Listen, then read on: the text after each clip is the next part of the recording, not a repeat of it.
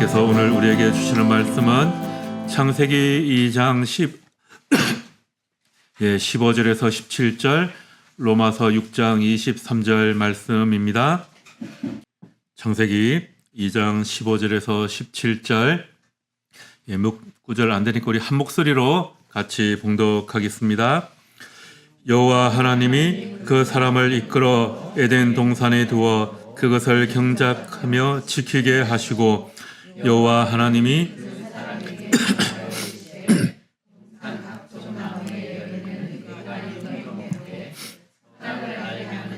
열매는 먹지 말라, 내가 먹는 날에는 반드시 죽으리라 하시니라. 아멘. 로마서 6장 23절 말씀입니다. 죄 삭선 사망이요 하나님의 은사는 그리스도 예수 우리 주 안에 있는 영생이니라. 아멘. 유대력으로 로시 하샤나 새해가 시작되었습니다. 로시 하샤나부터 9일 동안은 사람들에게, 내가 그동안 연을 맺고 있던 사람들에게 서로 용서를 구하는 시간입니다. 이렇게 사람에게 용서를 받은 자는 욤 키푸르, 그러니까 11주에 되는 속죄일에 하나님으로부터 용서를 받습니다. 그리고 그 속죄일에는 24시간 동안 금식을 하며 하나님께 용서를 구하는 절기입니다. 이번 주 토요일이 속죄일인데요. 유대인들은 전날인 금요일 해질 때부터 토요일 해질 때까지를 그렇게 욤 키푸르로 금식을 하며 지킨다고 합니다. 우리도 여러분들도 가능하면 한번 할 수 있는 때까지 해보면서 또 자신의 마음을 새롭게 한번 성찰해 보는 그런 시간을 가지는 것도 괜찮을 것 같습니다. 유대인들은 로시 하샤나를 창조의 6일 중 하나님이 인간을 창조한 그 마지막 날이라고 여기면서 영적인 새해를 시작하게 됩니다. 이걸 생각하다 갑자기 이런 의문이 들더라고요. 그러면 참으로 기뻐하고 즐거워해야 할 절기인데 오히려 왜 그들은 이 로시 하샤나부터 열흘간 회개하고 용서를 구하고 금식하는 시간을 가지라고 할까? 우리는 새해 첫날 막 즐기고 가족들 만나고 즐거운 시간을 가지지 않습니까? 왜 그럴까? 아마도 지난 한 해를 되새기고 잘못한 일이 있으면 그 사람들과 또 하나님께 용서를 구하라, 그런 의미겠죠. 지난 한 해를 되새기고 또 욤 키푸르 속죄일에 하나님께서 우리를 심판하실 것이라고 하는데 그때를 대비해서 우리의 용서를 구하는 것일 것 같기도 합니다. 그런데 왜 하필 영적인 새해를 시작하면서 회개하고 금식하려고 할까? 이유가 뭘까? 궁금하기는 한데 저는 정확한 이유를 잘 못 찾았습니다. 새해를 시작한다는 것은 아마 지난 한 해에 대한 영적 성찰의 시간과 또 반성의 시간, 새 출발을 하는 시간이기 때문에 그렇게 여기지 않았을까 하는 그런 생각만 해보게 됩니다. 이런 영적 통찰을 통해서 자신의 마음을 좀 정화하고 새해를 깨끗하게 시작하자, 그런 의미가 담겨 있지 않을까, 그런 생각이 듭니다. 그러면서 드는 생각이, 이런 창조의 시기와 회개의 시기가 이렇게 겹쳐 있다라는 것이 나름 의미가 있는 것이 아닐까, 그런 생각을 해보게 되었습니다. 하나님이 창조하신 모습 그대로 이 세상이 잘 유지되고 또 우리가 그렇게 살아왔다면 굳이 우리가 회개하고 우리를 돌이킬 필요가 있을까? 그럴 필요가 없겠죠. 그런데 하나님께서 창조하신 이 아름다운 세상이, 또 우리 인간이 말 그대로 망가졌기 때문입니다. 하나님께서 창조하시고 보시기에 참 좋았다, 이렇게 말씀하셨죠. 그렇게 참 하나님께서 보시기에 좋았던 그 인간에게 무엇인가 잘못이 생겼다, 그런 의미겠죠. 지난 주일에 우리는 어디서 왔는가라는 주제로 말씀을 드렸습니다. 복음은 우리가 구원받았다라는 것을 선포하는 기쁜 소식이라고 했습니다. 우리는 주님에게서 나왔고 주님에게서 살아갈 수 있고 결국 주님을 위해서 살아가다가 주님께로 돌아가는 존재입니다. 하나님은 우리를 창조하시고 보시기에 참 좋았다. 그렇게 말씀하셨습니다. 우리는 인간을 창조하신 인간을 하나님께서 창조하신 그런 고귀한 존재라고 여기죠.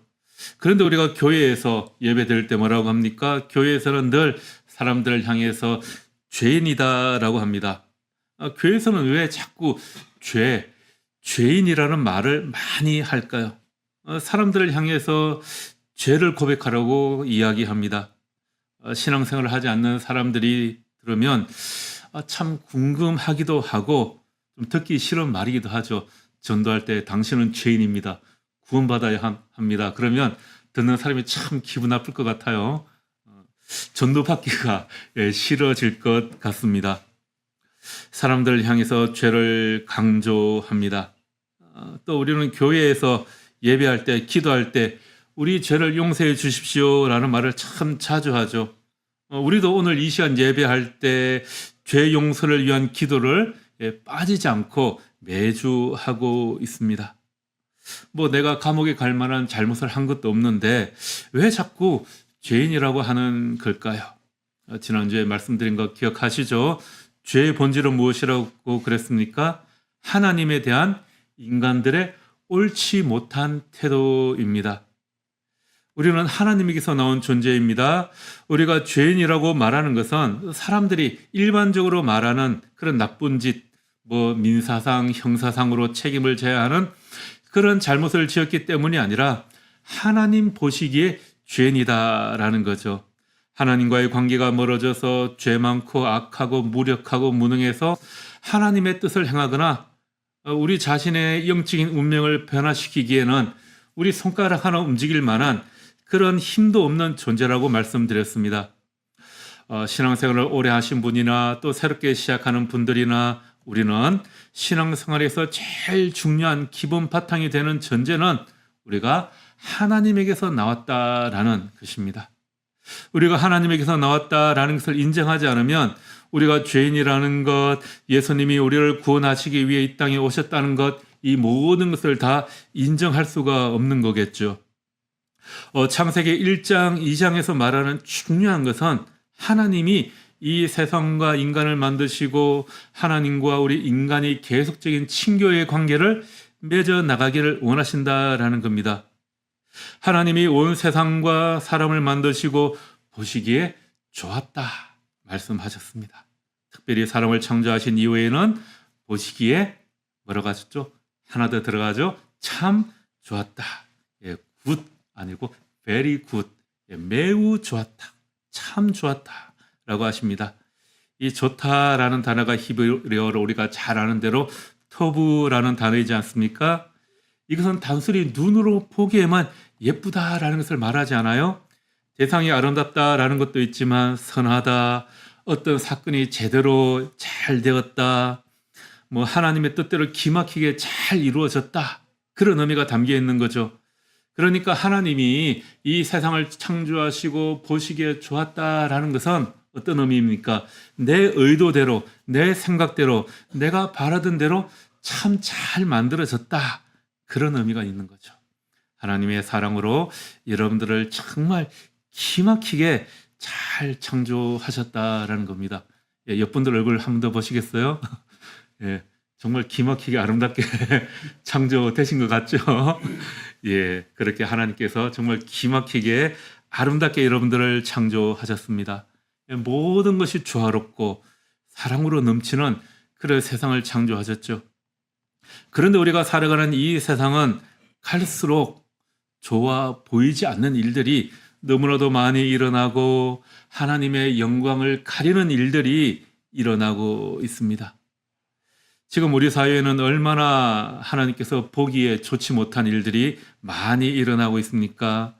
자기 자식을 학대하는 사람들이 생기고요. 묵지마 폭행이 생기고 비리와 차별, 불평등, 환경 파괴, 살인, 전쟁이 일어나면서 고통이 넘치는 세상이 되었습니다.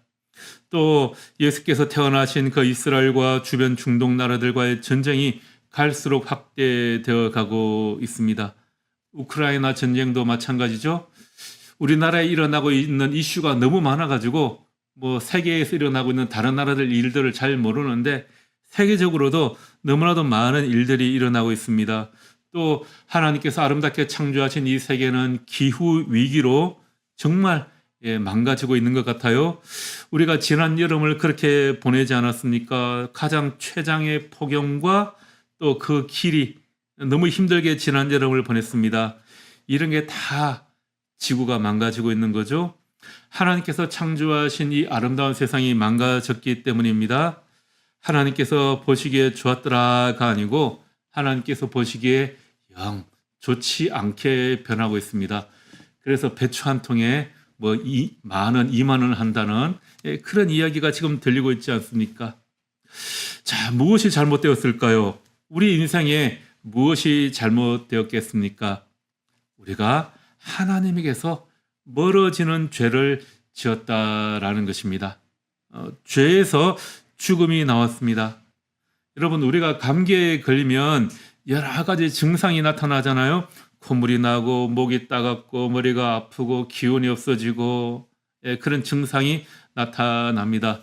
이제 날씨가 갑자기 시원해지고 추워지기 시작하면 또 독감, 코로나가 새롭게 번성할 것 같아요. 그러면 어떻습니까? 고열과 기침, 폐렴이 오기도 하고 심지어는 음식 맛을 느끼지 못한다고도 해요. 자, 이런 증상이 나타나면 내가 독감에 걸렸구나, 코로나에 걸렸구나라고 알게 되겠죠.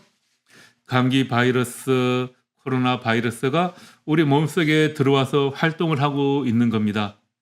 마찬가지로 죽음의 병균이 우리 안에 들어와서 우리가 말하는 온갖 형태의 악과 고난의 형상들이 우리를 통해서 나타나고 있다는 것이죠.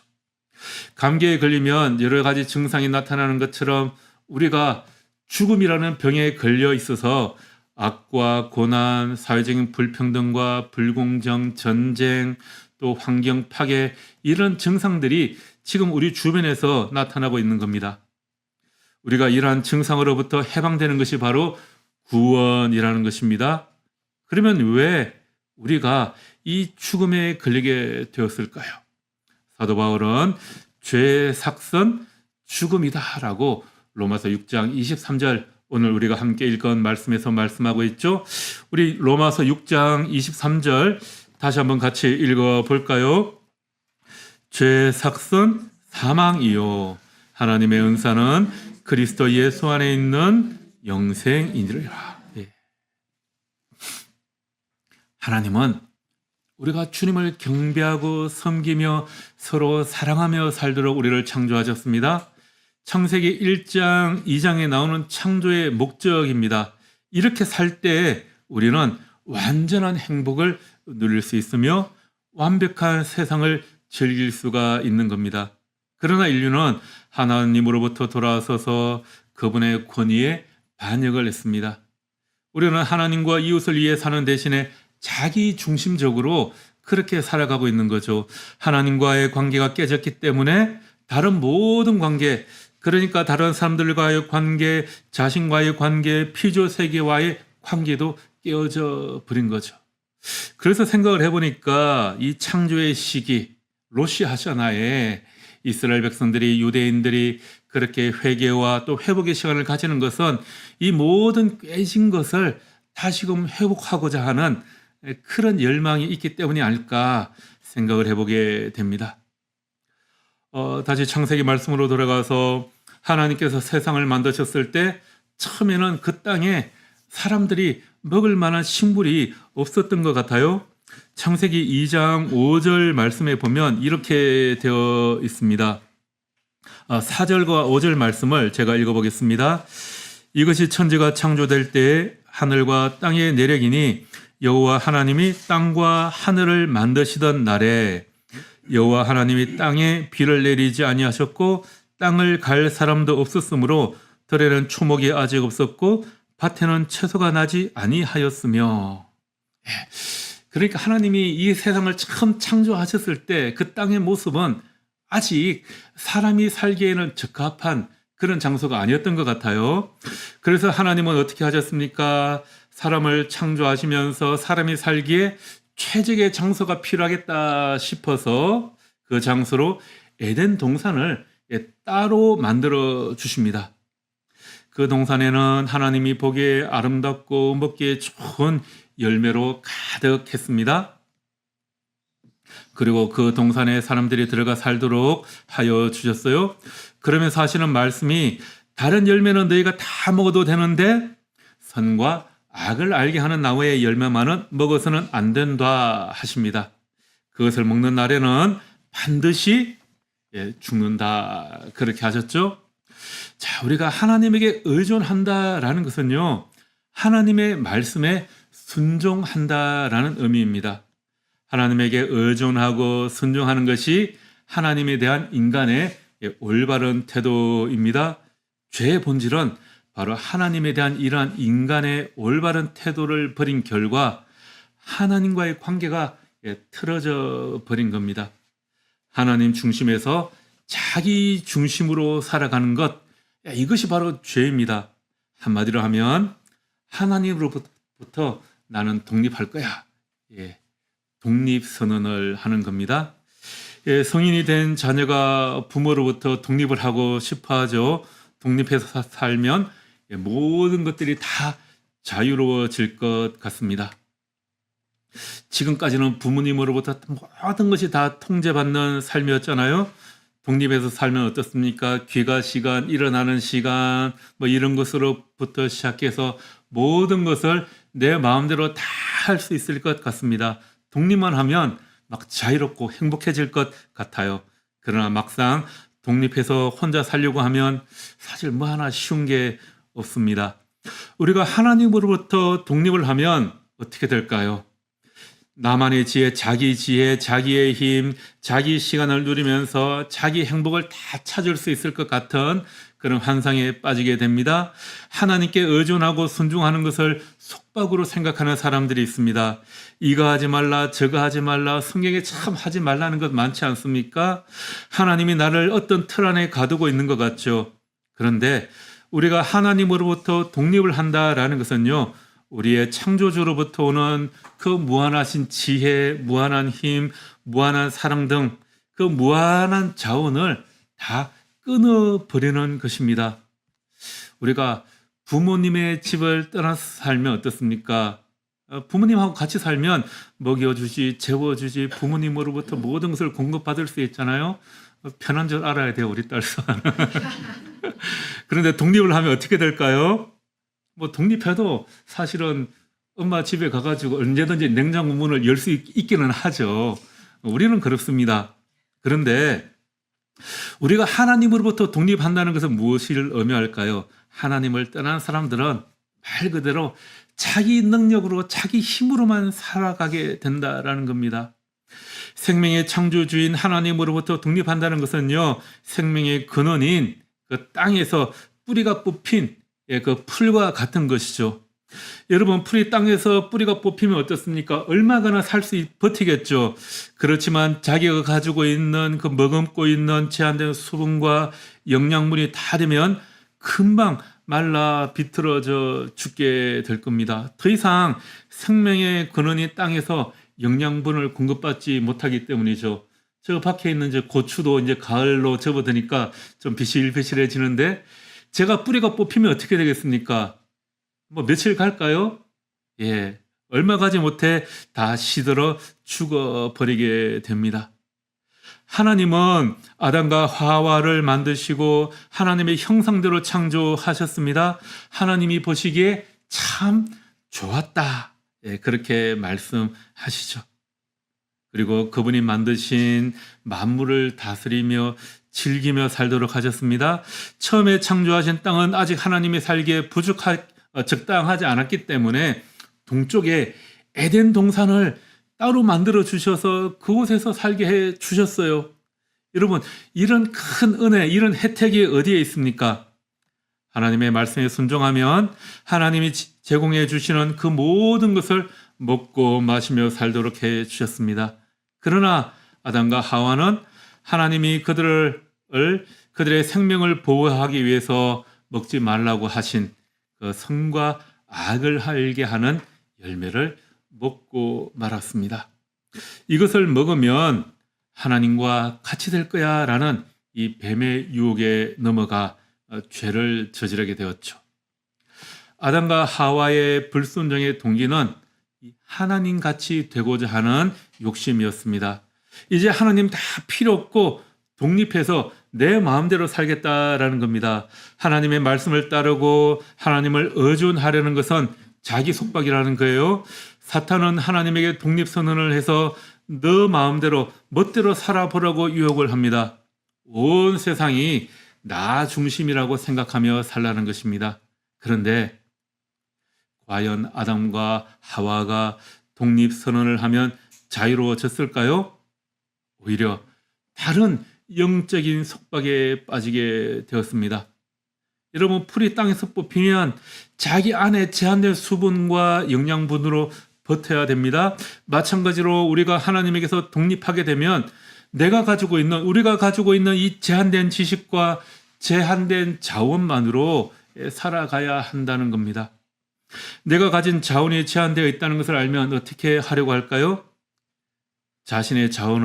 내 자원을 더 늘릴 수 있는 그 길을 찾아야 하는 거죠. 그건 다른 사람의 것을 빼앗아 오는 겁니다. 무언가를 더 가지면 자신의 삶이 더 풍요로워질 것처럼 그렇게 생각을 하죠. 만일 여러분들이 돈이나 물질을 추구한다면, 그것이 인생의 참 의미라고 생각한다면 여러분들은 아무리 많이 가져도 그것이 충분하지 못할 것이라고 생각할 거예요. 절대 만족하지 못합니다. 왜냐하면 내가 아무리 많이 가져도 부족하다고 느낄 것이기 때문입니다. 우리가 아무리 열심히 돈을 모은다고 해도 우리보다 부자인 사람들은 넘쳐나고 있습니다. 그런 사람들과 비교하면 늘 우리는 부족하지 않습니까? 자신의 몸이나 외모를 예쁘게 꾸미는 것을 추구한다면 어떻습니까? 나는 늘 부족해 보이겠죠. TV나 그 미디어 매체에 보면 나보다 키 크고 잘생기고 예쁜 그런 연예인들이 얼마나 많습니까? 비교할 걸 비교해야죠. 그런 것들이죠. 그런 사람들과 우리가 외모를 비교하면 우리를 보고 뭐라 그러죠? 우리가 흔히 오징어. 옆분들 보시면서 오징어 그러지 마시고요. 하나님께서 창조하신 우리 모든 아름다운 존재들입니다. 여러분이 권력을 추구한다면 그 권력을 잃어버릴까 두려워하게 될 겁니다. 그리고 그 두려움을 무마시키기 위해서 더 많은 권력을 찾으려고 하겠죠. 그 권력으로 다른 사람들을 부리고 싶어 합니다. 요즘에 그 뉴스만 틀면 나오는 한 사람이 있지 않습니까? 권력에 눈이 멀어 자신의 영향력을 행사하고 다니는 그 한 사람으로 인해서 뉴스가 온통 차고 넘쳐나고 있습니다. 우리가 하나님으로부터 독립하면 자유로울 것 같지만 결국은 하나님과의 관계가 멀어지고 이렇게 사람들 사이의 관계도 끊어지고 갈등만 넘쳐나게 된다는 겁니다. 이것이 우리가 하나님에게서 멀어진 죄의 결과입니다. 이런 죄에는 전염성, 오염성이 있다고 그래요. 하나님께서 금하신 열매를 하와가 먼저 먹고 그 다음 아담에게 주었습니다. 하와는 죄를 짓자마자 바로 아담을 끌어들였습니다. 죄의 전염성은 이렇게 무서운 겁니다.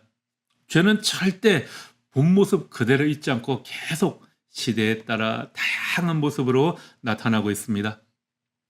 감기 바이러스나 코로나 바이러스가 시간이 지나면서 변종이 계속해서 생긴다고 그러잖아요.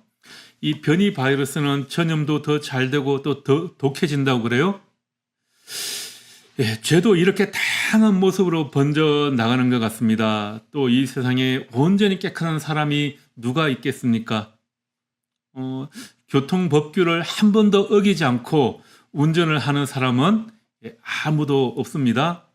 교통경찰이나 카메라에 찍히지 않았을 뿐이지 우리는 늘 교통법규를 어기며 다니지 않습니까? 자, 운전하면서 규정 속도를 넘기지 않고 다니는 사람들 과연 있을까요? 손 한번 들어보실까요? 그런 분들 있을까요? 카메라에 찍히지 않았을 뿐이지 우리는 법대로 하면 다 교통법규를 어기고 다니고 있습니다. 자, 이런 모든 것이 우리의 운전면허증에 자동으로 기록된다면 아마 우리의 운전면허증은 엄청 지저분해져 있을 것 같아요. 우리의 삶도 마찬가지 아니겠습니까? 우리의 잘못이 우리의 삶을 더럽힐 수 있습니다. 그만큼 우리는 죄에 대한 전염, 오염되어 있다라는 겁니다. 여기 깨끗한 물이 있죠. 컵에 담겨 있습니다. 여기에 만약 똥물이 한 방울 똑 떨어진다면 어떻게 될까요? 이 물이 금방 누렇게 변하면서 오염이 되겠죠. 그런데 이 컵에 있는 물을 좀 큰 통에 옮겨 담아서 부었다고 한번 생각을 해 보십시오. 그러면 여러분들은 과연 그 물을 마실 수 있으시겠습니까? 좀 깨끗해지긴 하겠죠. 누런 빛깔은 없어졌겠지만 여전히 똥물에 오염되어 있는 거겠죠. 더 큰 용기, 한 10배쯤, 100배쯤 더 큰 용기에 그 물에 섞는다고 한번 해 보십시오. 그러면 물은 조금은 더 깨끗해졌겠죠. 그래도 이미 이 물은 오염되어 있는 겁니다. 이 사실을 알고는 사람들이 그 물을 마시지 못할 것 같습니다. 죄의 전염성, 오염성이 이렇게 크다는 겁니다. 그래서 우리는 죄를 멀리해야 한다는 거죠. 우리가 아무리 도덕적으로 깨끗하게 살았다, 죄를 짓지 않았다 하더라도 온전히 완벽하게 깨끗한 사람은 없습니다. 그러면 어떻게 우리가 깨끗해질 수 있겠습니까? 이건 다음 주에 우리가 또 다루도록 하겠습니다. 자, 우리는 죄로 인해 단지 고통을 당할 뿐만이 아니라 죄 때문에 또 죄책감도 느끼게 됩니다. 아담과 하와가 하나님께서 금하신 열매를 먹고 하나님과 같이 될 줄 알았는데 눈이 밝아진 결과 어떻게 되었습니까? 자유를 찾아 독립을 찾아 하나님을 떠나 도망쳤는데 오히려 더 큰 무슨 고통이 그들을 기다리고 있었습니다. 하나님을 떠나면 속박에서 벗어나 기쁨과 자유를 누릴 줄 알았는데 그러한 환상이 순식간에 깨어져 버렸죠. 그들은 죄책감을 느끼게 되었습니다. 아담과 하와가 하나님께서 먹지 말라고 하신 열매를 먹고 나서 눈이 밝아져 어떻게 되었습니까? 자신들이 벌거벗은 몸이라는 것을 알게 되었습니다. 죄를 인식하게 되는 거죠. 하나님께서 그들을 만들었을 때는 둘 다 벌거벗고 있었지만 부끄러운 줄을 몰랐습니다. 그런데 눈이 밝아지면서 부끄러움을 알게 되었어요. 여러분, 이 부끄러움이라는 것은 다른 사람들과의 관계에서 생기는 겁니다. 여러분 집에서 혼자 있을 때 뭐 벌거벗고 있던 말든 뭐 부끄러울 게 뭐가 있겠습니까? 그런데 내가 이 감춰놓고 있던 것들이 남들에게 드러나면 부끄러움을 느끼게 되죠. 혼자 있으면 죄의식을 느낄 수가 없습니다. 그러나 그것이 남들에게 드러나는 그 순간 우리는 부끄러움을 느끼게 됩니다. 죄를 범한 결과 아담과 하와는 자신의 부끄러움을 감추려고 몸을 가리게 되는 거죠. 우리가 죽음에 걸린 것입니다. 하나님이 먹지 말라고 하신 그 열매를 먹으면 너는 반드시 죽는다라고 하셨습니다. 하나님의 말씀을 어긴 결과 그들은 죽음이라는 병에, 불치병에 걸린 겁니다. 바로 그 죽음의 모습, 그 죄를 감추고 싶어서 자기의 몸을 가리는 것입니다. 죄의 삭은 죽음이라고 하였습니다. 이 삭시라는 것은 수당, 봉급이라는 의미가 담겨 있다고 그래요. 열심히 일해서 받는 대가를 이 삭시라고 하는 겁니다. 우리가 죄를 지으면 그 대가로 주어지는 것이 바로 죽음이라는 겁니다. 우리가 하나님을 떠나서 아무리 열심히 노력을 해도 그 결과는 뭐라고요? 바로 죽음이라는 것이죠. 종종 우리는 이런 말을 많이 듣는 것 같아요. 글쎄, 내가 그렇게 신앙심이 깊지는 않지만 그래도 나는 착한 사람입니다. 착하게 산다는 것이 중요한 거 아닙니까? 그렇게 우리 주변에서 이야기하는 분들 있죠. 여러분 정말 그럴까요? 이런 예화가 있습니다. 어떤 여인이 있었습니다. 그녀는 아들 하나를 둔 과부였어요. 그녀는 아들에게 언제나 진실을 말하고 열심히 일하며 가난한 사람들을 잘 도와주라. 예, 그렇게 어릴 때부터 가르쳤습니다. 그녀는 혼자 살면서 돈은 많이 벌지 못했지만 근근히 저축도 하고 열심히 일을 해서 아들을 대학까지 보냈습니다. 그런 아들이 대학을 졸업하고 독립하고 나서는 다시는 엄마에게 말을 걸지 않는다라고 한번 상상을 해 보라는 겁니다. 명절에 가끔 연락을 하지만 엄마를 찾아가지 않습니다. 그러다가 언젠가부터는 엄마가 전화를 해도 받지도 않고 카톡을 해도 답장도 없습니다. 엄마와의 관계가 끊어져 버린 거죠. 그런데 그는 자신의 생활 속에서는 엄마의 가르침대로 정직하게 살고 근면하게 살고 남을 잘 도우면서 살고 있습니다. 여러분, 과연 이런 상황을 이해하고 받아들일 수 있겠습니까? 내 자식이 정말 이런다면 여러분들은 그것을 잘 받아들일 수 있을까요? 이건 나쁜 놈이겠죠. 지금까지 먹이고 입히고 키워준 모든 은혜를 주신 분을 무시하면서 좋은 사람으로 산다라는 것, 우리가 이것을 어떻게 받아들일 수 있겠습니까? 책망받을 일이겠죠? 마찬가지로 하나님이 우리를 창조하셨고 우리 모든 것을 그분께 힘입었다면 우리가 그분을 살지 위해 않으면 우리의 착한 생활, 우리의 착한 삶만으로는 부족하다라는 겁니다. 우리가 아무리 선하게 살더라도 하나님 은혜에 빚진 자일 수밖에 없는 존재들이기 때문입니다. 죄의 석선, 죽음이지만 하나님의 은사는 무엇이라고 하였습니까? 이 은사라는 것은 선물이라는 단어예요. 하나님의 은사, 선물은 우리 주 예수 그리스도 안에서 누리는 영원한 생명이라고 오늘 본문은 말씀하고 있습니다. 이 선물이라는 것은 황제의 생일이나 특별한 기념일에 군인들에게 주어지는 그런 선물이었다라고 합니다. 수고하지 않고 받는 그런 선물인 거죠. 노력의 대가가 아니라 거저 주어지는 것입니다. 우리가 죄에서 벗어나 하나님에게 돌아가면 영원한 생명을 이렇게 선물로 받습니다. 우리의 삶에서 무엇이 잘못되었을까요? 우리의 잘못은 우리 스스로, 자기 스스로 자기 힘으로 살아보겠다고 하면서 하나님에게 독립을 선언했다가 내가 가진 자원이 떨어져서 서서히 죽어가고 있는 것입니다. 이것이 바로 죄의 모습입니다. 복음은 이러한 제한된 자원 속에서 죽어가는 우리를 위해 하나님께서 예수 그리스도를 보내주셨다는, 그래서 우리를 구원하셨다는 기쁜 소식입니다.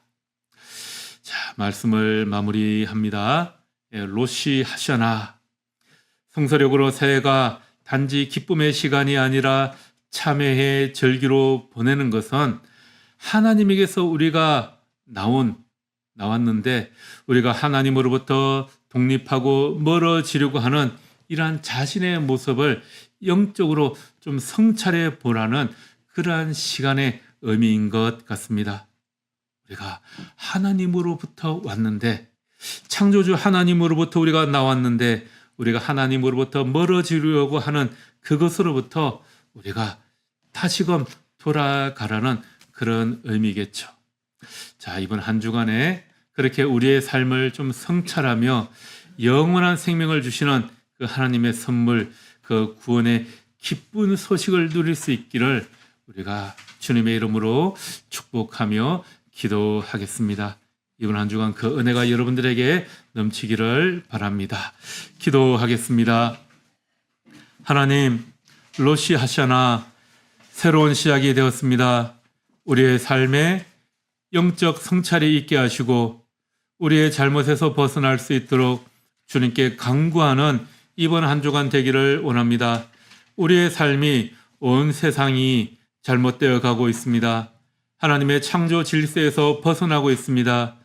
전쟁과 환경 파괴를 멈추게 하시고 이 세상이 죽음이라는 병에서 회복되게 하여 주옵소서. 예수님 이름으로 기도합니다. 아멘.